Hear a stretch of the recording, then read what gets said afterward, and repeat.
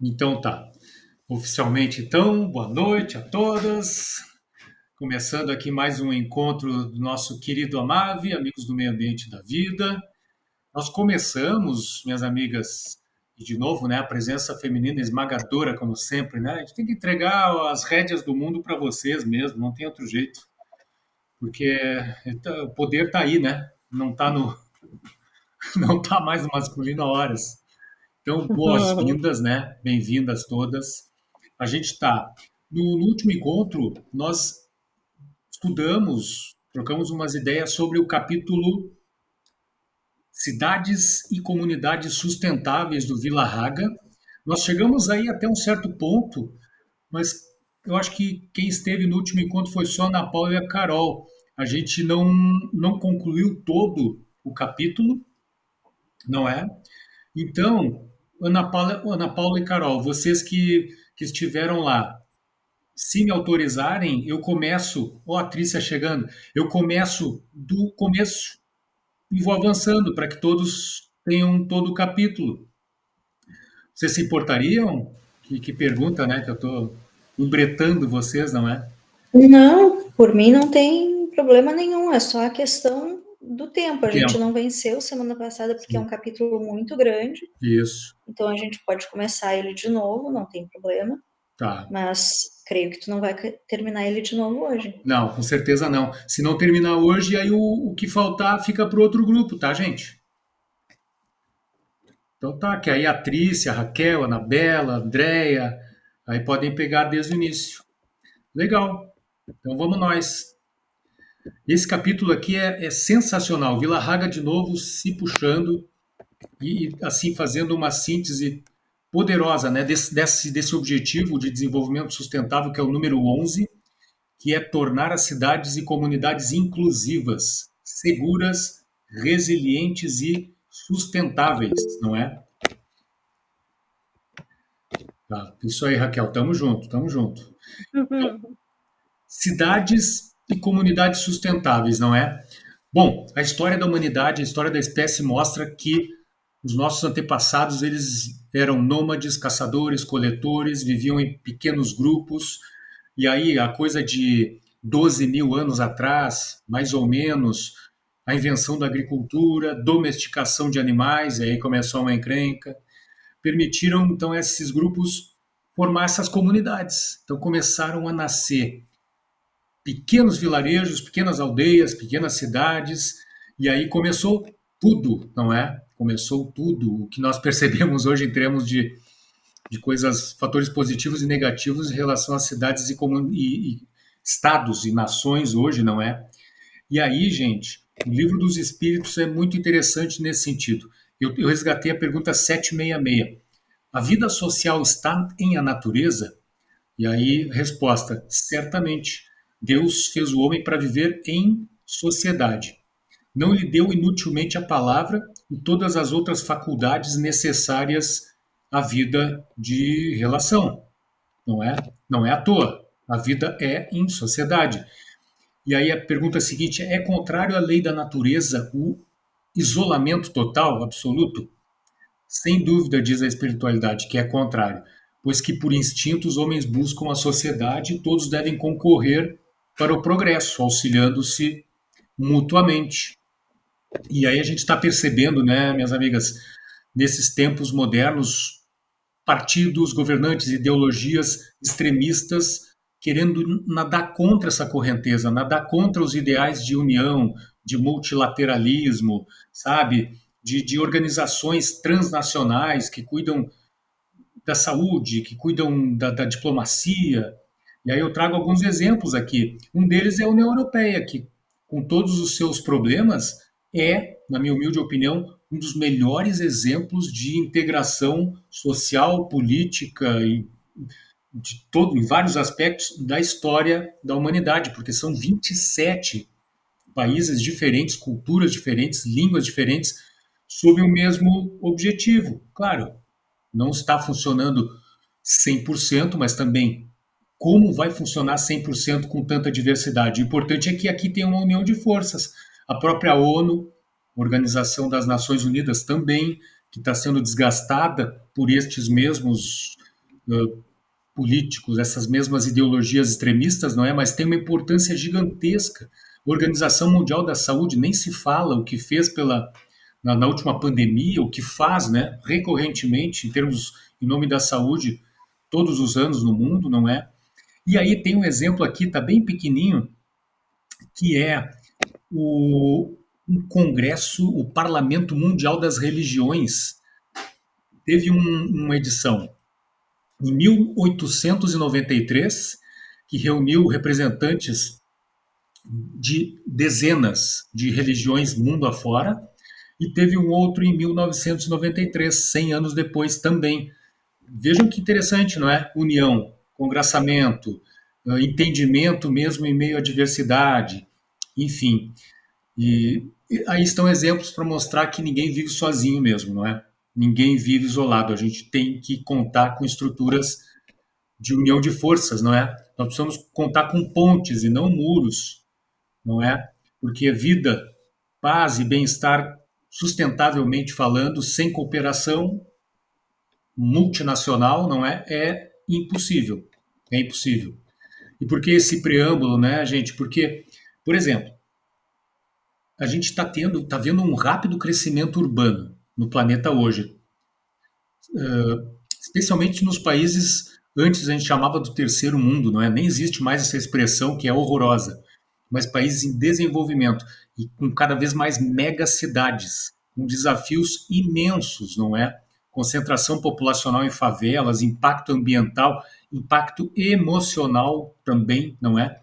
Cidades e saúde mental. As cidades, como elas estão configuradas hoje, não são os melhores ambientes para a promoção da saúde mental, não é? Não são. É barulho, é poluição, é violência, uma série de mazelas. E aí eu faço aqui uma conexão breve com o trabalho que existe numa entidade chamada Rede de Proteção à Vida, que tem lá o seu banco de dados com mais de 1.400 pontos de apoio psicológico, terapêutico, espiritual, mundo afora, que é justamente para tentar fazer frente a essa crise na saúde mental que a gente percebe hoje em dia, que muito se dá por conta dessa vida artificial que a gente tem nas cidades, não é? A gente mora em Guimarães, não é, Carol? Cidade aí tem 200 mil habitantes, né, Carol? Acho que é isso.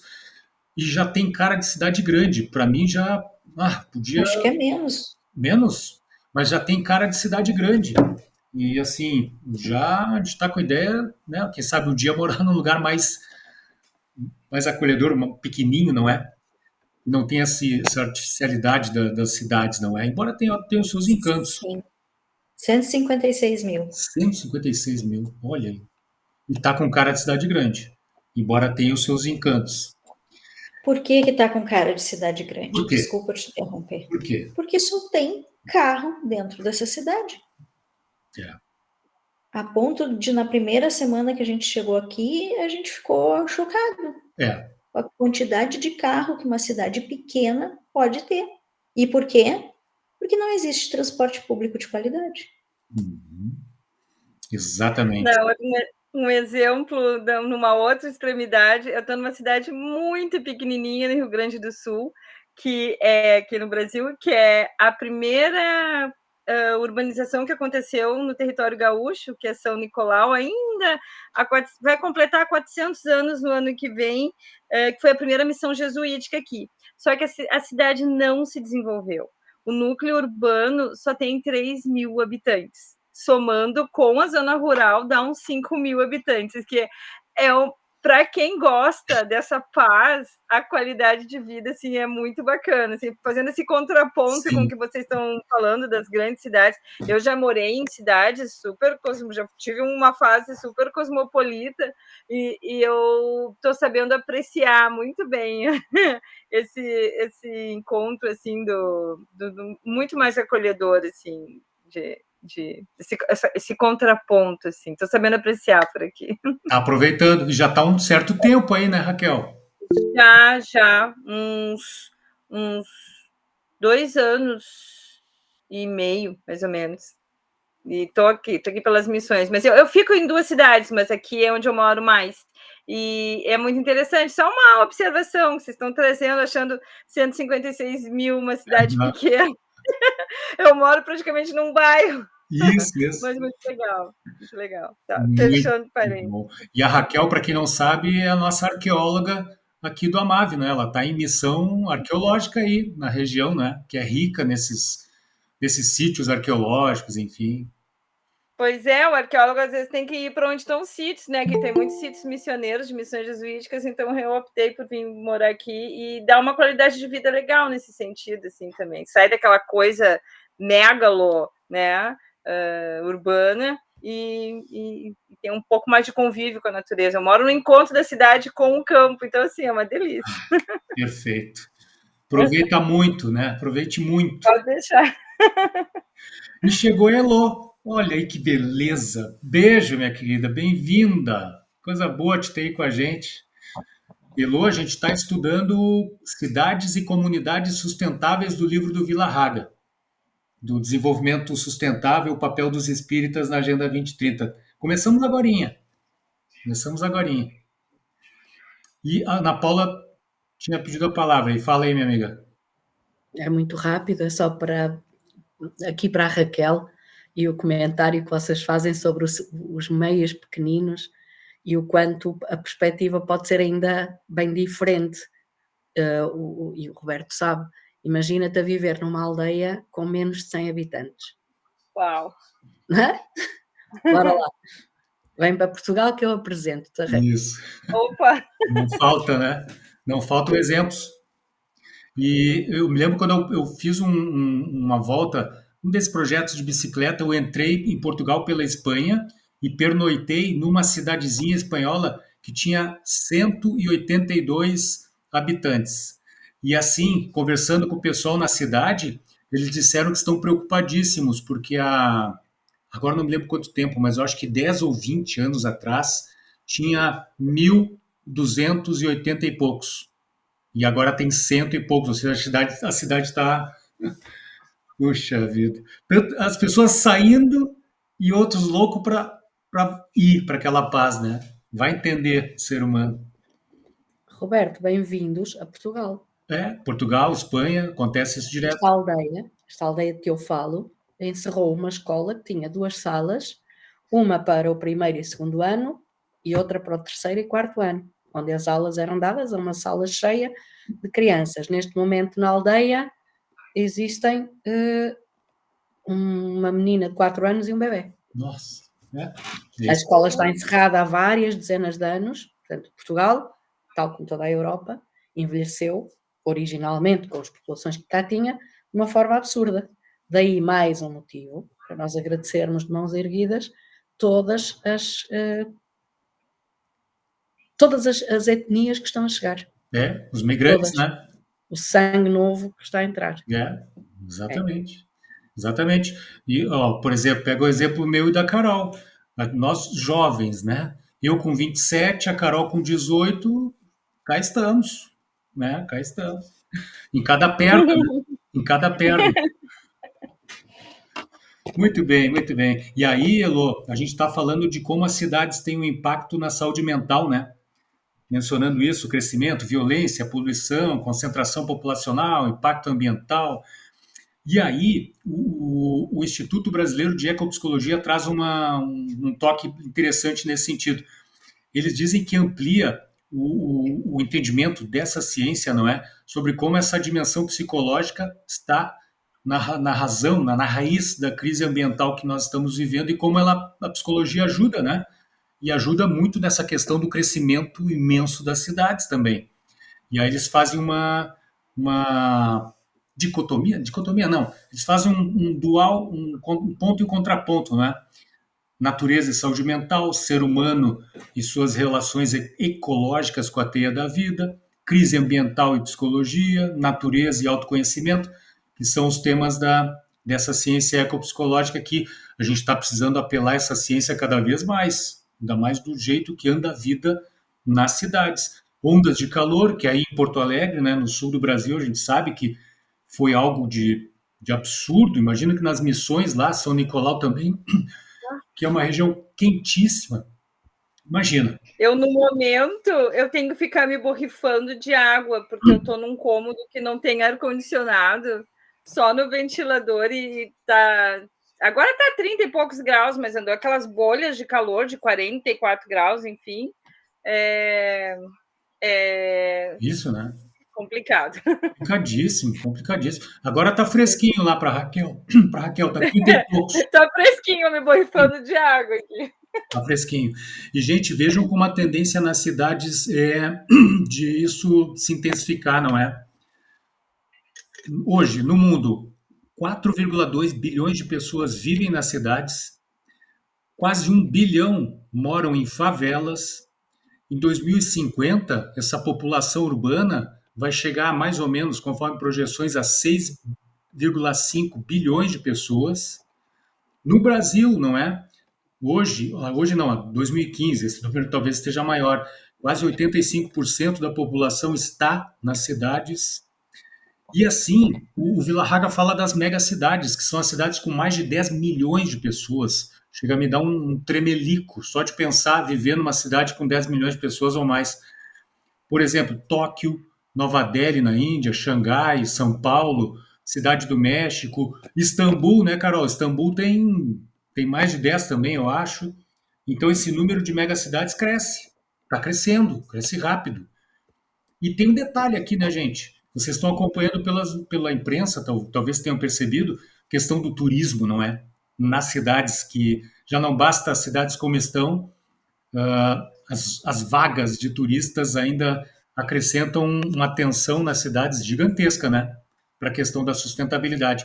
E aí tem um número aqui, quase 1 bilhão de turistas em 2023, quase no ano inteiro de 2023, circulando no mundo, quase 40% a mais do que 2022, deixando um rastro, não é? Uma pegada ecológica aí gigantesca. Claro, fazer turismo, viajar é bom, é muito bom, mas tá sendo necessário repensar um pouco mais essa questão, não é?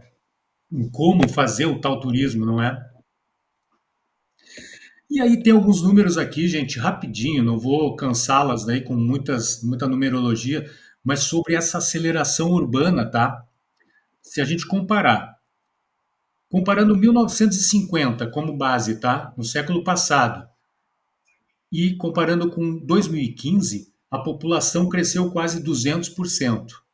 O consumo global de energia subiu 414%. Que mais?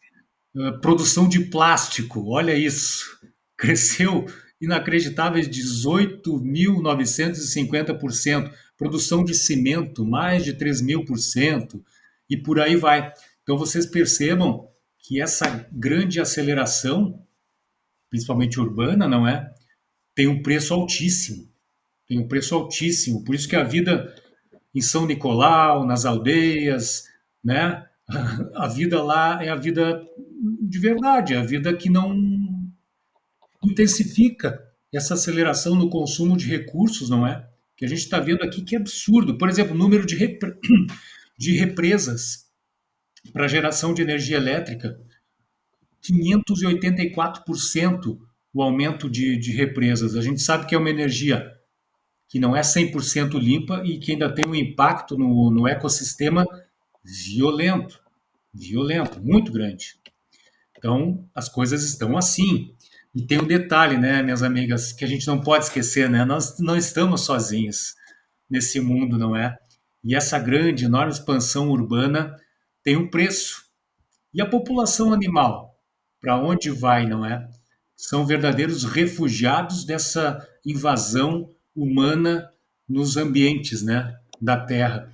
E aí tem algumas imagens aqui bem interessantes que eu acho que são do tempo do tempo da pandemia, quando a vida desacelerou, né, entrou num ritmo mais tranquilo, silencioso, menos poluído.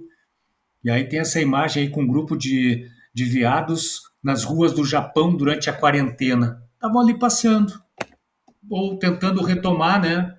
Tentando saber, opa, o que é isso que está acontecendo aqui, nesse ambiente que já foi nosso e que não é mais, mas que está tão silencioso. Cadê os humanos? Não é?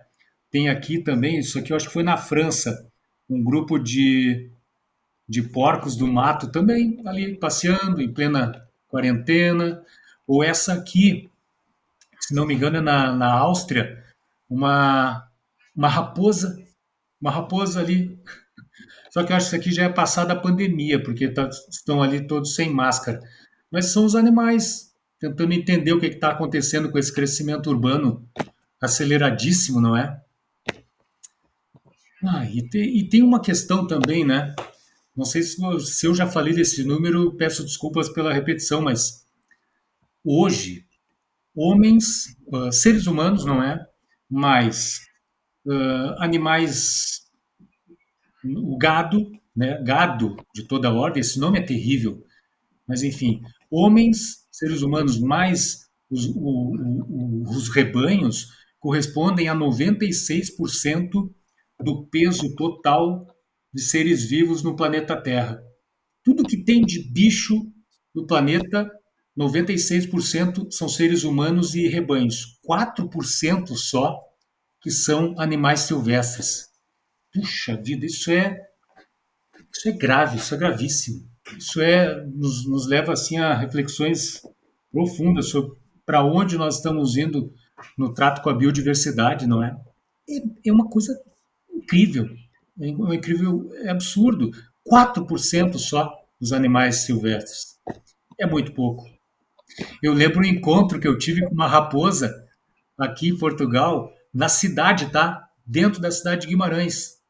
Eu estava voltando de um compromisso, caminhando a pé para casa, perto de uma zona que tinha um mato, um eucalipto, tudo escuro assim, né? O vazio, tranquilo. Aí daqui a pouco eu dou de cara com aquele serzinho ali, era uma raposa. Ela parou, ficou olhando para mim, eu olhei para ela, eu pensei, puxa, vamos ficar nos olhando aqui um tempão, porque é lindo demais o encontro, né? E eu fiquei ali, até que ela cansou da minha feiura e voltou para o meio do mato. Mas foi um encontro, assim, maravilhoso, sabe? Muita coisa se falou naquela conversa ali, mental. E aí, minhas amigas? Bom, em nome da sustentabilidade, tem uma urgência no meio de tudo isso, que são as crianças nas cidades, não é? A Raquel, que está lá em São Nicolau, talvez tenha algum relato sobre a criançada no campo, né? Tem uma vida totalmente diferente da nossa urbana, totalmente.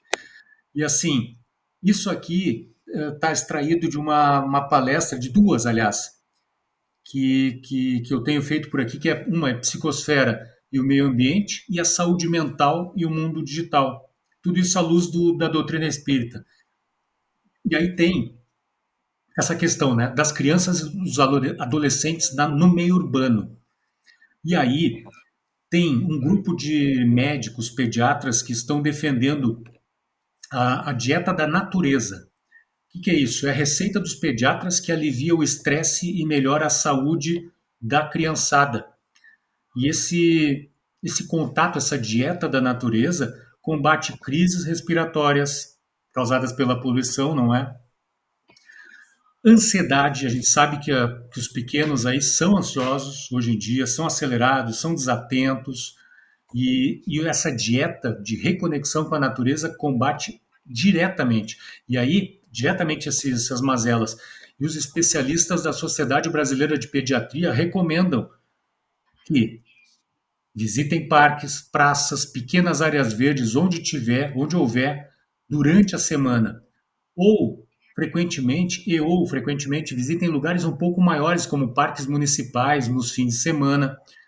E quem sabe, se der, não é, planejar uma viagem uma vez por ano, aonde a criança conheça um grande parque natural, um parque nacional, por exemplo. E aí, um dos especialistas desse projeto, que é do Instituto Alana, é Maria Isabel de Barros, ela diz que precisamos de pessoas com sentimento de vínculo com a natureza para enfrentar essa crise que nós estamos vivendo. Não será só com tecnologia que vai resolver tudo. Precisamos de mudança de comportamento. E as crianças, a gente sabe, é clichê não é, mas é o clichê mais certo que existe, são o futuro do planeta. Então, assim, essa dieta da natureza tem uma série de benefícios. Brincar ao ar livre, por exemplo, traz melhoras no fortalecimento da questão motora, né? Agilidade, mobilidade, equilíbrio, coordenação. Estar em contato com a natureza melhora, combate diretamente qualquer sintoma de depressão, de ansiedade, de déficit de atenção, associado à hiperatividade. E é verdade, acrescenta essa serenidade. Para nós adultos, acrescenta, imagina para as crianças. E fora que a exposição regular à cor verde e à luz natural aumenta a vitamina D, reforça o sistema imunológico, imunitário, como se diz aqui em Portugal, e ajuda pessoas com diabetes, não é, a alcançar níveis saudáveis de glicose no sangue, ou seja, além de também propiciar uma integração dentro do núcleo familiar muito maior, não é? Porque estão no meio da natureza, não tem telemóvel, não tem celular, não tem tecnologia, é nós e a natureza, não é?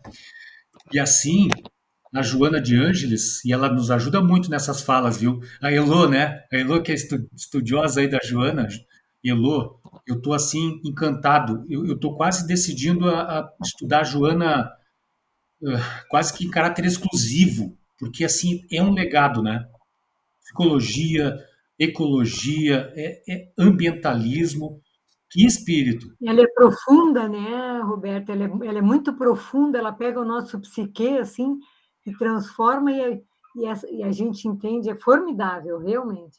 Incrível, incrível. Para mim é uma das maiores pensadoras espíritas desde sempre, sem dúvida nenhuma, assim. E ela faz essa conexão com o meio ambiente, não é? E ela diz na obra Vidas, Desafios e Soluções que enquanto perdura o sentimento de amor permuta, dá para receber, ou primeiro receber para depois pensar em doar, depois o egoísmo, o sentido de criança psicológica permanece dominador, dificultando o amadurecimento real. E eu penso que é o que está faltando. Um amadurecimento real, concreto, não só dos miúdos nessa reconexão com a natureza, mas de nós adultos também. Me parece evidente que nós estamos ainda muito imaturos, muito, sei lá, mimados, muito mal condicionados, mal acostumados. E a gente precisa da Joana, não é? Precisa da Joana e de outros tantos para nos ajudar, não é? E para nos ajudar a fugir de quem? Do Big Brother, fugir do grande irmão. O que é isso? Para quem já leu o 1984 do George Orwell, uma leitura pesada, mas necessária, nesse livro a ficção diz que existe um grande irmão, um sistema que faz com que as pessoas alienem-se com o uso de tecnologia, com o uso de diversões podres, nocivas, muito baixas, com controle da mente, com controle do trabalho, do tempo das pessoas, controle total de tudo, não é? E esse grande irmão, hoje, nos tempos de hoje, por isso que esse livro é profético, esse grande irmão faz com que a gente seja alienado em relação a todas as dimensões da vida com as quais a gente está conectado, com todos os seres que dividem com a gente esse planeta. E isso que uma dieta da natureza ajuda a furar. E esse bloqueio, furar essa bolha. Tipo, cortar as câmeras desse Big Brother e cortar a marionete, cortar as cordas, não é? Do sistema que fica nos manipulando. Reconexão com a natureza é tudo. É um grande templo religioso, sabe? Ecumênico. É impressionante. Impressionante. Talvez ali esteja a religião. A religião. E aí temos cidades que, apesar de ocuparem só 3% da superfície da Terra, consomem entre 60% e 80% da energia e são responsáveis por mais de 70% da emissão de gases de efeito estufa. A qualidade do ar é péssima, a saúde da população não vai bem nesse sentido, e a tendência com o crescimento das cidades, das megacidades, então não é das melhores, embora hajam esforços muito sérios, né, de governos aí pelo mundo, no sentido de lidar com isso. A China é uma que está avançando, tem mega cidade que não acaba mais na China, e a China avança nessas políticas ambientais, enfim. Tem jeito, mas olha, o retrato hoje é esse, é bem complicado em termos de sustentabilidade. Eu não sei se vocês, se vocês conhecem um filósofo sueco chamado Emanuel Swedenborg. Ele viveu mais ou menos 100 anos antes de Kardec e meio que abriu os caminhos para o Kardec, assim, porque ele tinha um poder mediúnico, clarividente, ele projetava o espírito com consciência por aí e tal. E ele uma vez descreveu a existência, numa dessas projeções dele, de uma nuvem densa que havia se formado ao redor da Terra devido à grosseria psíquica da humanidade. A famosa psicosfera, né? A famosa psicosfera, bem poluidinha. Essa grosseria que fala Emanuel Swedenborg é também atmosférica, porque a poluição do ar hoje é considerada o quarto maior fator de risco de mortes prematuras no mundo. Em 2019, quase 7 milhões de irmãos partiram para o outro lado por conta de problemas respiratórios, incluindo quase meio milhão de bebês, não é? Então, não é pequeno o problema das cidades e as suas relações com o céu, não é? Com a atmosfera. E aí tem algumas causas, não é, gente, que o Villarraga traz no livro. Causa direta, deficiente planejamento urbanístico das cidades, pouco verde, engenharia de tráfego, não é? Hein, Carol? Engenharia de tráfego que não privilegia o transporte urbano, e aí as pessoas se afundam, cada família com 2, 3 carros e ajudando a poluir, a tornar a cidade um lugar difícil de se viver. Como crise direta, as crises políticas e sociais de hoje em dia, não é? Por conta de nossas escolhas eleitorais precárias, no sentido de não escolher pessoas que sejam bem preparadas para gerir, não é, a questão pública e que estejam desconectadas da problemática ambiental. Isso é uma causa direta. Transporte público, acabei de falar, não é?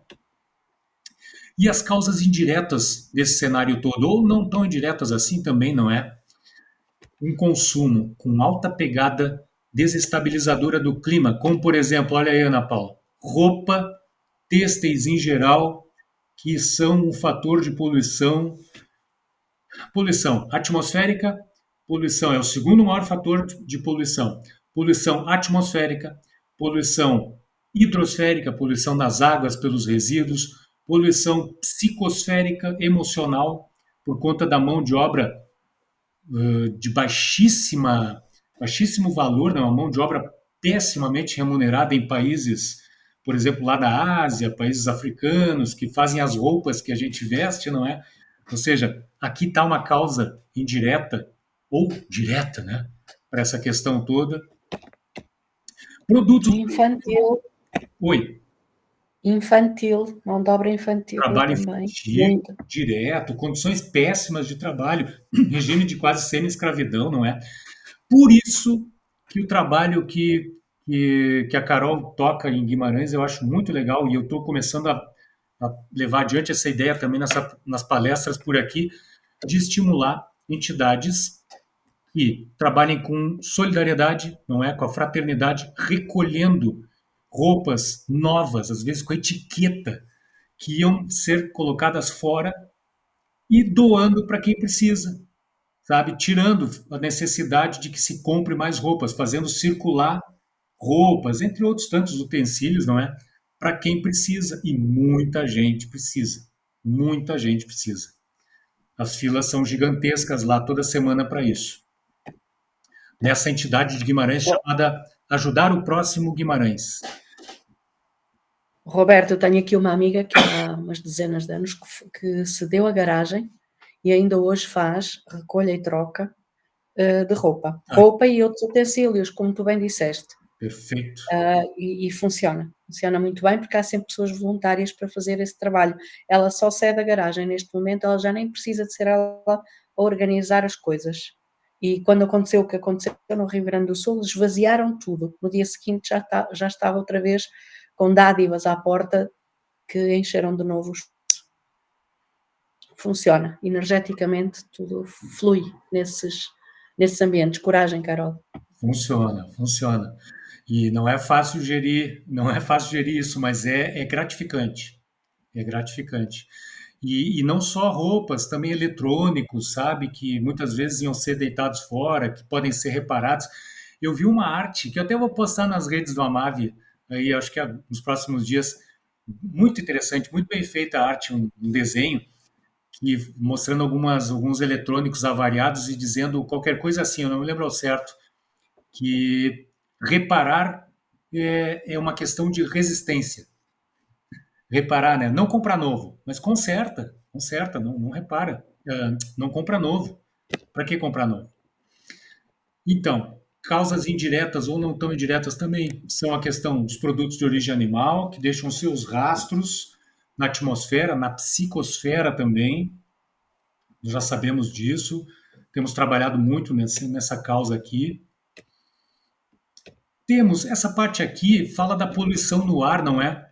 Aqui, à esquerda, nem vou entrar no detalhe do gráfico aqui à direita, mas à esquerda nós temos um fio de cabelo, não é? Human hair, com uma determinada medida, e ali a comparação dos grãos que estão, das partículas, né, que eles chamam, que ficam em suspensão na atmosfera por conta de todas as fontes de poluição que nós temos à disposição aí hoje, né, entre aspas.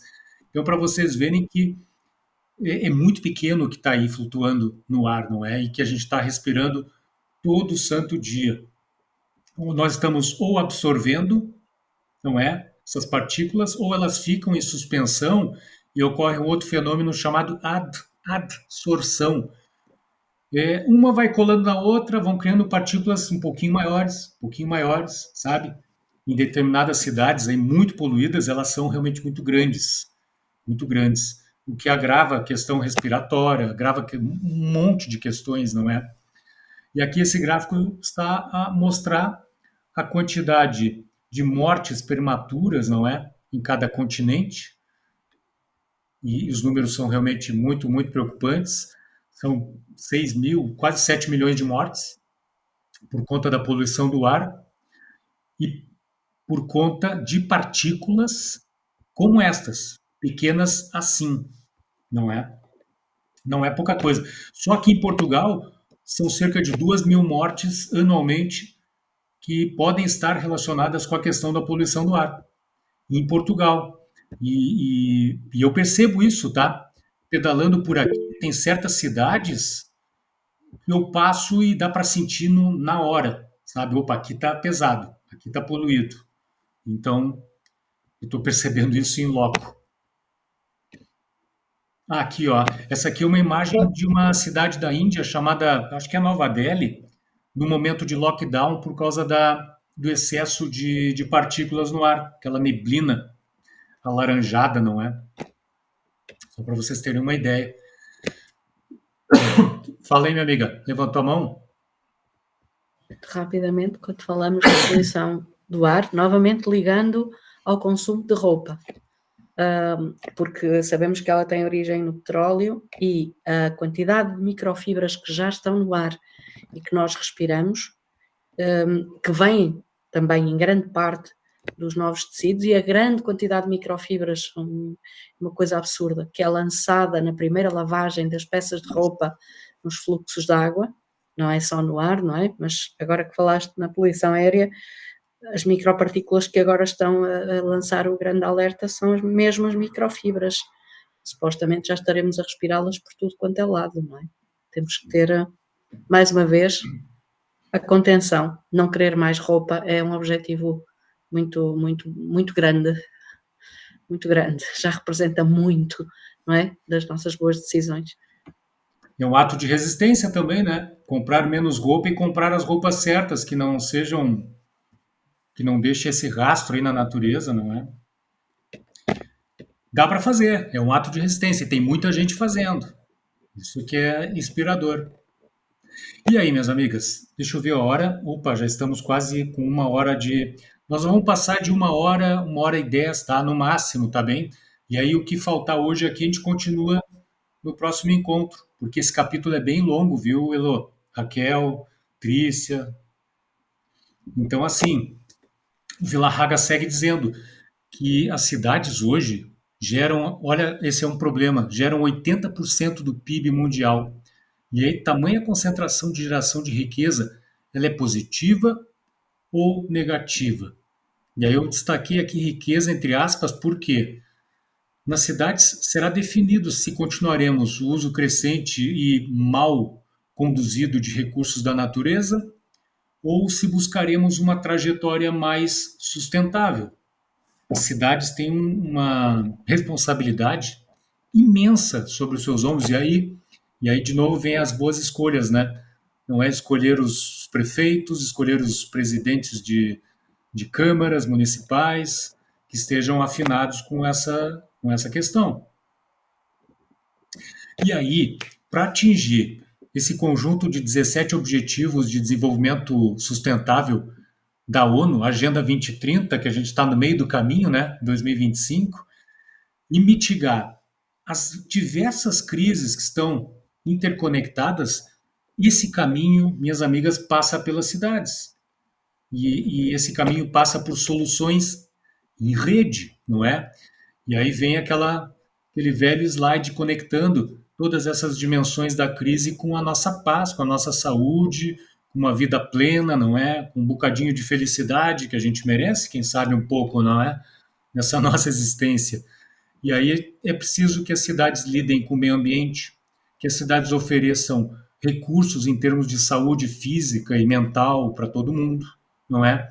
É preciso que nós, os moradores e as cidades, as estruturas, repensem as suas relações com os nossos irmãos do reino animal. É preciso equacionar a questão social e política em meio a tantos extremismos, a tanta política do ódio hoje em dia, do nós e eles, não é? Separativismo estúpido da humanidade hoje em dia. Reduzir as opressões de toda a ordem a diversos grupos minoritários. Cuidar com muita atenção do mundo digital, e a gente está percebendo que o mundo digital está meio que descambando, não é?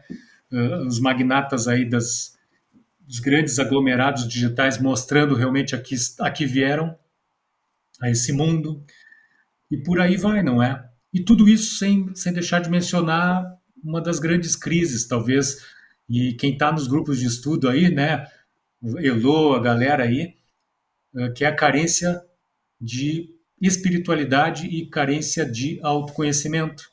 Enquanto o indivíduo não mergulhar, né, Lô, e aí usar Joana de Ângeles, usar todos os filósofos, todos os apóstolos aí da verdade ao longo da história para nos ajudar nisso, enquanto não melhorar o indivíduo, a coletividade vai seguir sofrendo, não é? E aí, tem uma frase, que eu recolhi de uma obra do Trigueirinho. Vocês conhecem o Trigueirinho? Se não conhecem, recomendo, tá? Recomendo. Tá na internet, os PDFs dele, a Andréa conhece. Tem um livro dele chamado Novo Começo do Mundo. Ele diz o seguinte: vivendo para o supérfluo, ele deixa de compreender o que se passa no interior das demais pessoas e eventos, desgastando-se em luta contínua, que no seu decurso não apenas o exaure, como também as reservas naturais do planeta. Ele está falando do ser humano com o planeta, e nesse livro, Novo Começo do Mundo, o Trigueirinho diz que nós estamos precisando, e eu concordo com ele, nós estamos precisando de um outro modelo de vida, sabe? Que não seja esse capitalismo que já deu o que tinha que dar, que não seja também esse pseudo-socialismo, pseudo-comunismo, que a gente percebe que acaba caindo na mesma tecla dos interesses de grupos poderosos, interesses de setores dessa nossa matrix, né? Setores bélicos, setores agropecuários, farmacêuticos, enfim. Nós precisamos de um outro sistema, um sistema realmente fraterno, algo quase utópico hoje em dia, mas nós precisamos de algo novo. Por isso que o Trigueirinho fala de um novo começo do mundo, não é? E eu acho que se o tal mundo de regeneração realmente existe, nesse mundo vai ter que acontecer, funcionar um outro sistema. Não é esse que está aí agora. Com dinheiro, com finanças, com lucro, ações, dividendos, indústria, poluição. Eu acho que não vai ser isso. Não é? Não sei o que vocês acham. E assim, me cortem à vontade para dar as opiniões de vocês, tá? Tragam, porque vão ser muito Roberto, Só para te pedir que me recordes de te enviar e ainda não revi, uma palestra de 2018 sobre um sistema alternativo de vida proposto por uma médica vegana já numa reunião internacional de medicina e espiritualidade no Luxemburgo. Consegui que Charles Kempf enviasse. Opa. Ele conseguiu perceber de quem é que eu falava. Eu não sabia o nome, só sabia que era uma médica baixinha, magrinha, de cor, que tinha... Pronto, e recorda-me para te enviar isso. Está bem? Tá. É uma solução que foi proposta em França. Olha aí. Que está a funcionar num sistema de cooperativismo, de solidariedade, voluntariado. É uma rede foi estabelecida uma rede de pequenas lojas de comércio, não podem considerar-se supermercados, e que na altura era uma rede tão grande quanto quase a do Auchan, em França. Ok? É um exemplo muito bonito que já estava a funcionar. Eu ainda não revi aquilo, mas recordo-me que fiquei impressionada. Lembro sim. Também não há publicidade sobre isso, não é? Não se dá espaço para isso. Claro, o sistema não quer, é óbvio. Quem é que vai querer? Quem são os magnatas que vão querer se perceberem ameaçados por isso, não é? Não tem como. Não tem como. Então, existem outros exemplos, né, minhas amigas? As ecovilas, o que existe por aí de ecovilas, sabe? Comunidades autossustentáveis com base na agroecologia e tal. Gente, tá aí, tá acontecendo. Só que, óbvio, as mídias são altamente comprometidas com quem as patrocina. Então, não há muito espaço para isso. Mas existem. Então, existe a esperança. E assim, uma coisa que a gente precisa para construir um novo mundo, penso eu, é trazer os saberes dos povos originários, não é?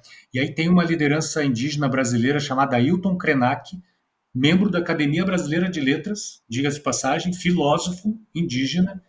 Ele diz que o branco acha que o ambiente é recurso natural, como um almoxarifado onde você retira coisas. Retira. Para o indígena, a natureza é um lugar no qual você deve pisar suavemente, porque ela está cheia de outras presenças. Então, o branco, entre aspas, urbano, precisa entender isso. As presenças, não é? As presenças da natureza. Então, assim, precisamos recuperar, resgatar esses saberes dos povos indígenas o quanto antes. É urgente, é para o nosso próprio bem e de todos, né, no planeta. E aí, minhas amigas, quase lá, terminando o nosso encontro de hoje, o Vila Haga fala ainda das 4 grandes mega tendências nas próximas décadas. Quais são? Importante a gente saber disso. Alterações demográficas, ou seja, estamos no ciclo natural da vida, estamos envelhecendo, a Europa está envelhecendo, o Japão está envelhecendo, o Japão está numa crise terrível sobre isso. A Rússia já se preocupa e incentiva a natalidade. A China está preocupadíssima com isso. Apesar de ter uma grande população planetária, tem muita gente preocupada com isso, com a baixa natalidade. E, por outro lado, outros países, a natalidade é alta. Por exemplo, a Nigéria, que é um país pequeno, relativamente pequeno, não é a metade do tamanho do Brasil. Não me lembro para quando, mas a Nigéria, sendo muito pequena, eu não sei se ainda esse século a Nigéria atinge 200 milhões de pessoas, num continente sofrido estruturalmente como o africano. Então, percebam o tamanho da encrenca demográfica, não é? Mega tendência, revolução tecnológica, estamos já vivendo ela. Pressão pela descarbonização, felizmente, estamos passando por isso, há uma pressão nesse sentido. Crescimento do risco climático, né? O calor ali, a Raquel tendo que se espargir com água ali para poder enfrentar esse calor. Isso que está fresquinho lá, viu? Tá pouco mais de 30 graus, então tá bem fresquinho lá para Raquel. As ondas de calor estão violentas, estão cada vez piores. E os desafios na harmonia social. Aqui está um grande ponto para as cidades e as comunidades sustentáveis hoje em dia. Diversidade étnica. A gente sabe que nem todo mundo está conseguindo conviver com isso, o que é grave. Somos todos irmãos. Já fomos brancos, negros, pardos, loiros, japoneses. Já fui de tudo. Já fui esquimó, já fui lapão, e está vendo essa dificuldade étnica, dificuldade religiosa, comportamental, não é? De gênero. Tem também os desafios em relação aos refugiados, refugiados climáticos, refugiados de conflitos, de perseguições, de guerra. Vejam o tamanho da encrenca, do desafio das cidades hoje em dia. E aí, como é que nós vamos lidar com essas diferenças? Como é que nós vamos aceitá-las, aprender a conviver com elas, ou confrontá-las e recusá-las, como muitos querem fazer aí, de uma maneira lamentável, mundo afora, não é? E por falar em calor, a universidade aqui perto, país do lado, aqui na Espanha, Universidade de Sevilha, dizendo, por exemplo, olha só, estudos científicos apontam que aumenta a ira, aumenta o nervosismo durante ondas de calor acima do normal. Isso reflete no aumento da violência física e virtual, inclusive nas redes sociais, com comentários mais ácidos, mais virulentos, durante períodos de ondas de calor, não é? E com aumento, inclusive, da criminalidade. Então, percebam como as cidades realmente têm esse desafio, não é? Como é possível, é necessário torná-las com uma convivência mais harmônica, com a temperatura mais baixa, com mais verde, com menos carros, com mais ciclovias, não é? Com acessibilidade para todos e com a boa e velha educação, né? E civilidade. E aí eu gosto muito desse cartaz aqui que eu achei nas redes sociais, eu achei sensacional, vou compartilhar com vocês, que a gente vê lixo aí pela rua, por todos os lugares, não é? E se a gente colocar escrito assim nos contentores, nas lixeiras, chão, será que nós não vamos confundir as pessoas? Elas vão achar, aqui é o chão, e elas vão colocar o lixo no lugar certo? Eu achei bárbaro isso, eu achei bárbaro essa arte, assim, fantástica. Se não dá para convencê-los, confunda-os. Então, eu acho que eu vou.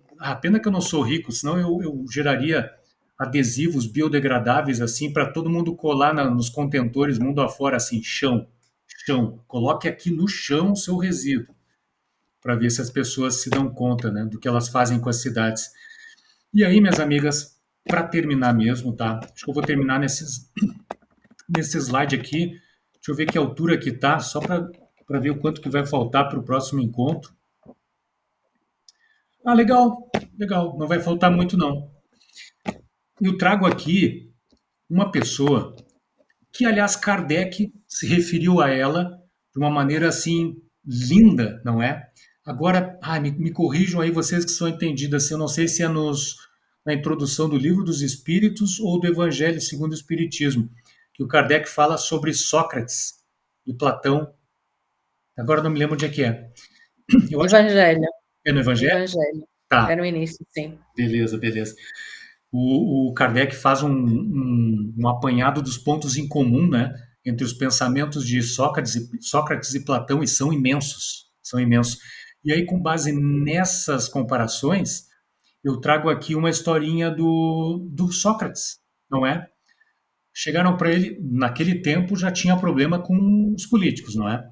Chegaram para ele, então, e perguntaram, Sócrates, não com essas palavras, né, óbvio, mas Sócrates, você que é um filósofo iluminado, uma pessoa quase divina, com imensa sabedoria, por que não pega todos os políticos, os governantes da Grécia, coloca numa sala e dá uma aula para eles de filosofia, de sabedoria, de vida em coletividade, uma vida saudável, de urbanismo, de conexão com a natureza, não é? E aí, sabe o que Sócrates disse? A mãe dele era parteira, não é? A mãe dele era parteira. Sócrates disse para essa pessoa que deu essa sugestão: pois é, a minha mãe era parteira e ela só podia realizar esses partos naturalmente se as mulheres estivessem grávidas, né? Se elas não estivessem grávidas, como é que a minha mãe realizaria esse parto, não é? Como é que ia nascer uma criança dali? Então, como é que Sócrates ou qualquer outro ser iluminado vai convencer políticos, líderes, não é, governantes do mundo a conectarem-se com o bom senso, com uma vida socialmente equilibrada, com a paz, com a saúde mental, espiritual, física, propiciada a todos que dividem o planeta, não é? Todos que dividem essa nossa morada. Como é que ele vai convencer todo mundo se eles não estão grávidos? Se eles não entendem ainda a importância dessa vida em coletivo, dessa vida em experiência comunitária, como diz a Meimei, né, naquela passagem que eu adoro, de Deus Aguarda, ela fala, né, dos irmãos da experiência comunitária na Terra. Então, Sócrates diz, como é que vamos engravidar, não é? Cidadãos e políticos. Aqui está um grande desafio, né? Como é que nós vamos, entre aspas, engravidar as pessoas para que elas entendam o que precisa ser feito, para que aconteça o parto de um novo mundo, o parto de um novo indivíduo, de uma nova coletividade. Então, percebe o tamanho da nossa encrenca? Está aí. Esse é um dos pontos. Fazer com que aconteçam essa gravidez, não é? Na nossa, em meio ao ser humano, nesse nosso mundinho no século XXI, não é? Então, com essas palavras de Sócrates, eu passo a palavra para vocês, tá? Que eu já falei bastante. E fiquem à vontade para trazer alguma ideia, assim, alguma contribuição, porque vou encerrar aqui, porque senão nós iríamos longe, iríamos mais uns 45 minutos aí, e vocês precisam descansar. Então é isso, gente. Como é que a gente engravida cidadãos e políticos, hein? O que vocês acham? Boa pergunta, né? Posso, Roberto? Há também um conto budista em que o pupilo, não é, pede ao mestre para poder difundir os conhecimentos dele. É um pouquinho equivalente a esta de Sócrates. E o pupilo insiste, e então o mestre diz-lhe, vai por todas as vilas, os vilarejos, pergunta às pessoas qual é o interesse deles, porque o pupilo insistia que ele tinha que divulgar essa sabedoria. Então, quando regressa, o mestre pergunta-lhe o que é que ele recolheu, o que é que as pessoas lhe diziam que queriam. Então, a primeira coisa que as pessoas queriam era saúde, para poder criar os próprios filhos, etc. Dinheiro, bem-estar, não é? Material. E o mestre pergunta-lhe, então, e quantos te responderam que queriam a sabedoria? Ele disse verdadeiramente nenhum. E então o mestre disse, como é que tu queres que eu ofereça algo que as pessoas não querem? Portanto, isto depende de quê? Mais uma vez, reflexão final para mim. Não é? Depende mesmo da evolução de cada um de nós. Por isso é que o nosso investimento nesta luta árdua de defesa do meio ambiente, dos animais, da natureza em geral, tem a ver muito com o nosso crescimento pessoal e o nosso nível de consciência, primeiro. Só depois é que temos que nos focar, de facto, não é depois, é dar relevância a isso, não é? É o nosso crescimento e na difusão do que sabemos, o pouquinho que sabemos, quem quiser beber dessa sabedoria vai ter que querer tê-la, não é? E nunca desanimar, porque verdadeiramente há muita gente a beber dessa sabedoria pelo mundo fora. Isso é aquela imagem positiva que eu gosto sempre que fique, não é? Porque somos muitos milhões já, muitos grupos de muitos milhões que estão pelo mundo a querer realmente a estar grávidos. Isso aí. A querer que o parto se dê, não é? E isso é que nos dá esperança para estarmos aqui todos juntos e para continuar, não é, Roberto? Assina embaixo. Um abraço a todos. Esperança que não morrerá jamais. Vamos não esperançar, vamos fazer então, né? Gente, era isso. Puxa vida. Agradeço demais. Principalmente a turma de Portugal, a Anabela, Ana Paula, que estão até essa hora aí com a gente, né? A Anabela dizendo, concordo plenamente com a Ana Paula. É isso aí, tamo junto, tamo junto. Poxa vida, obrigado, Elô, Carol, Trícia, Raquel, nossa querida arqueóloga, saúde, tamo muito junto, Raquel. Força aí. E vamos lá, né? Renovado contrato com o Papai do Céu. Ó, a Anabela dizendo, só cuidando da nossa evolução podemos contribuir. É verdade. É verdade. Então vamos lá, cuidar de nós mesmos evolutivamente ao mesmo tempo que a gente cuida quem estiver no entorno, né? Não esteja onde estiver no planeta, qualquer sítio do planeta. Gente, muito obrigado, né? E assim, por favor, tudo que puder ser melhorado, Elô, minhas queridas, aí digam, tá? Critiquem positivamente tudo que a gente puder fazer para melhorar esse negócio aqui, para engravidar, não é? Entre aspas. Temos que fazer. Boa noite, queridos. Boa noite. Beijos.